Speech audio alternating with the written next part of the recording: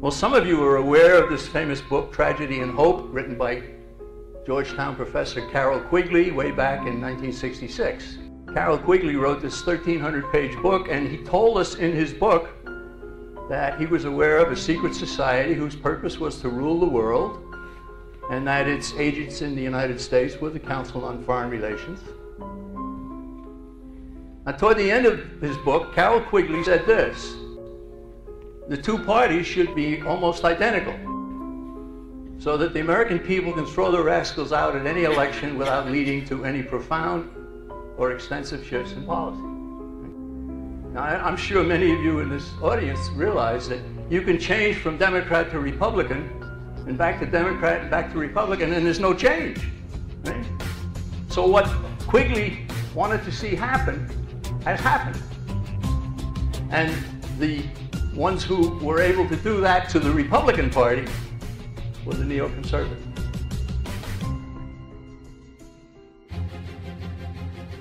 So what is a neoconservative? Well, here's a man who has happily accepted the title of godfather of neoconservatism, Irving Kristol. He accepted the New Deal of Franklin Roosevelt, and that's socialism. Massive government creation of government departments, bureaus, agencies, and it deepened the Depression in the 1930s, the New Deal. But this man was in favor of that. How and why did neoconservatism get started? They said with the nomination of George McGovern signified that the Democratic Party was not hospitable to any degree of neoconservatism. In 1972, only a few of us drew the obvious conclusion that we would have to try to find a home in the Republican Party. But with every passing year, our numbers grew. I regard myself lucky to have been a young Trotskyite, and I have not one single bitter memory. Trotskyite, right? Who's Trotsky?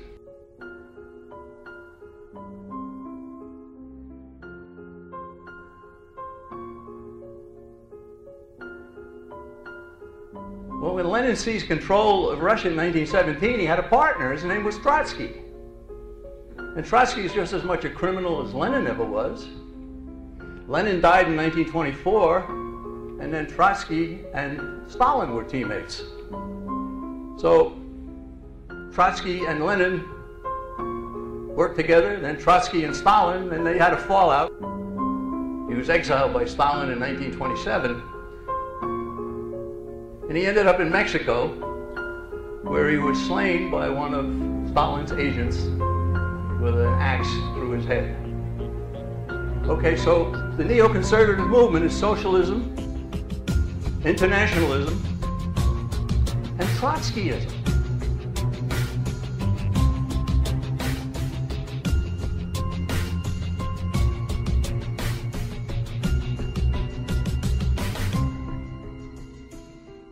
This was formed after the election in 1992 when George H.W. Bush, the older Bush, was beaten.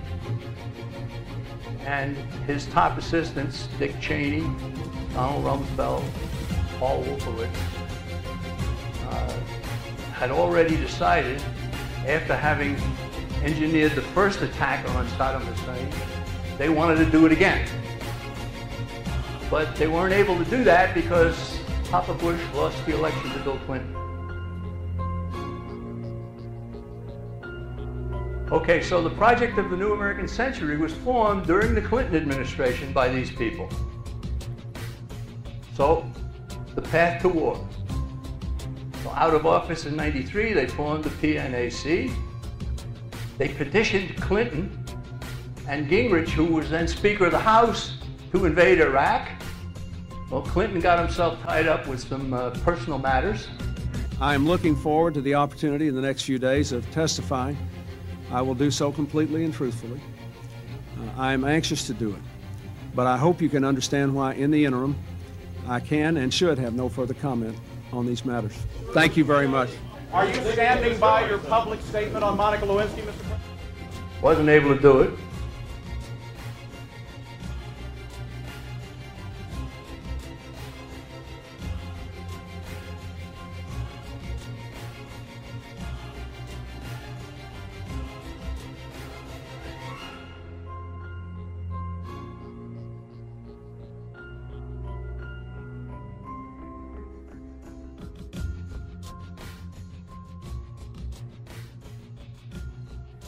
So George W. Bush became president in 2001. He selected neocons Cheney and Rumsfeld as his topmost assistants. They said that we must use U.S. power to meet global responsibilities, strengthen ties to allies, challenge regimes hostile to our values.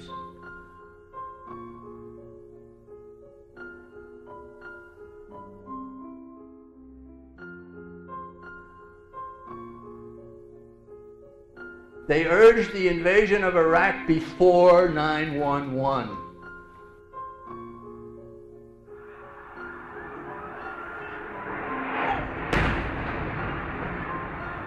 Holy shit, Martin. That's the other building. That's terrorists. Other building? That's terrorists, bro. Rahm Emanuel said, "A crisis is a terrible thing to waste." He obtained authorization to invade Afghanistan and Iraq from the United Nations. He started forcing U.S. values on other peoples and other nations. Either you're with us, either you love freedom and with nations which embrace freedom, or you're with the enemy. There's no in between, no in between, there's no in between. Prominent neoconservatives who hold membership in the Council on Foreign Relations. Dick Cheney, Paul Wolfowitz, Charles Krauthammer, Elliott Abrams, Newt Gingrich, Condoleezza Rice, Henry Kissinger, Robert Kagan, Rupert Murdoch, John McCain, John Bolton. World government. All neoconservatives want world government. They may have minor disagreements among themselves, but they all favor continued U.S. subservience to the United Nations.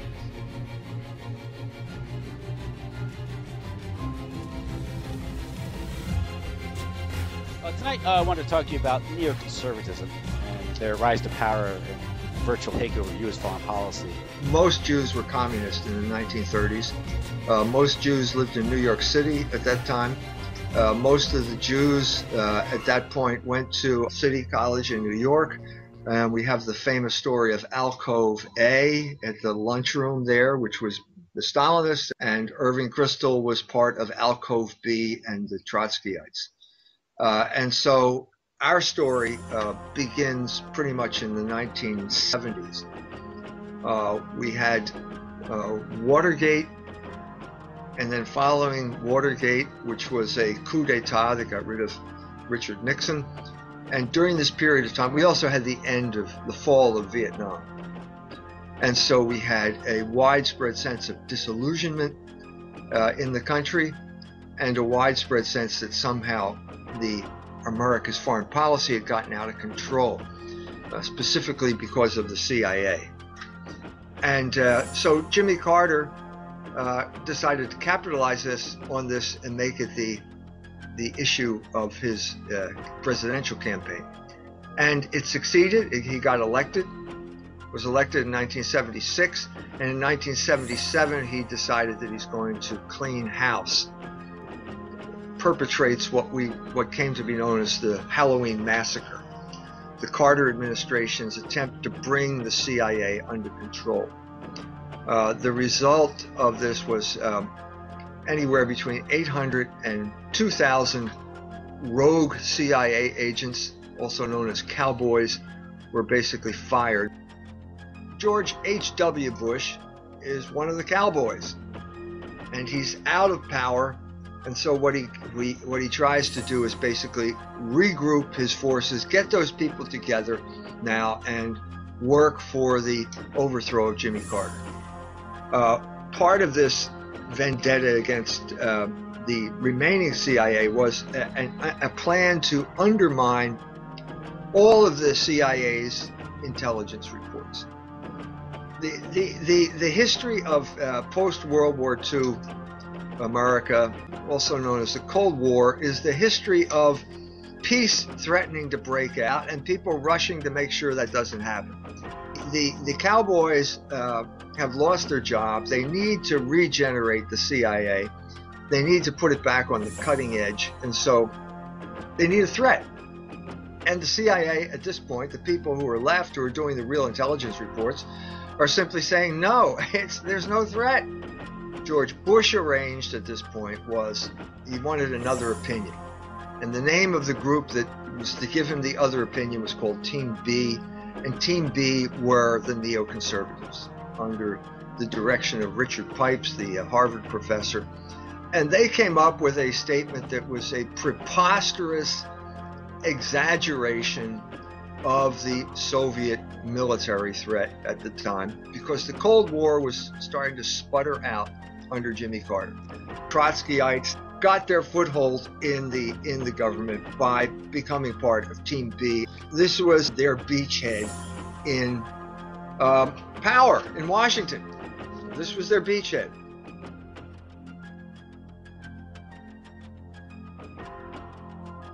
Well, let's say late 78, the demonstrations in Tehran are getting more and more insistent, and they're getting bloodier by the moment.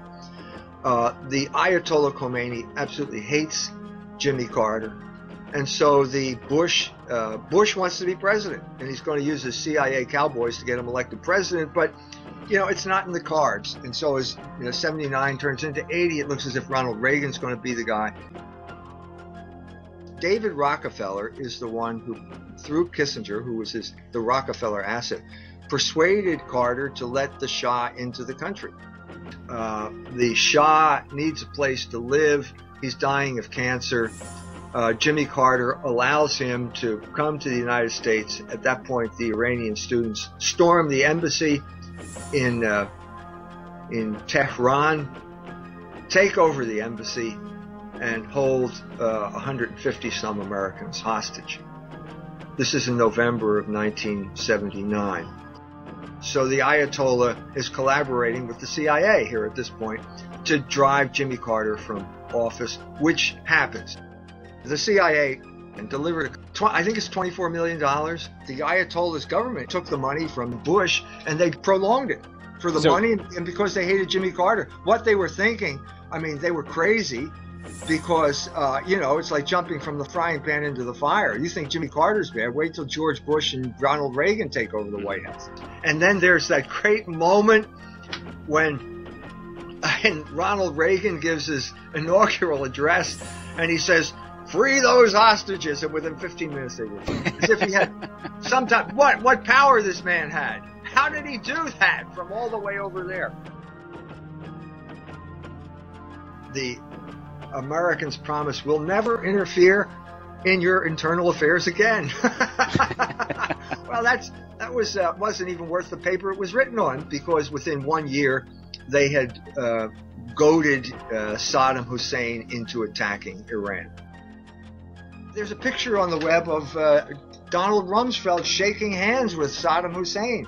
The Americans are going to send the poison gas, which they will then use as a pretext for invading Iraq in 2003. This is total hypocrisy. And then, of course, they lured him into Kuwait, and then that was the excuse to this big coalition to attack and remove Saddam Hussein. But the important thing, from our perspective, was the rogue CIA is back in power. Irving Kristol and the neoconservatives remained Trotskyites from beginning to end. The Soviet Union was the vehicle of the Jewish revolutionary spirit, but by the 1970s, beginning in the 1970s, the United States took over that role. It was the cutting edge of the Jewish revolutionary spirit in the world, where it stands pretty much today.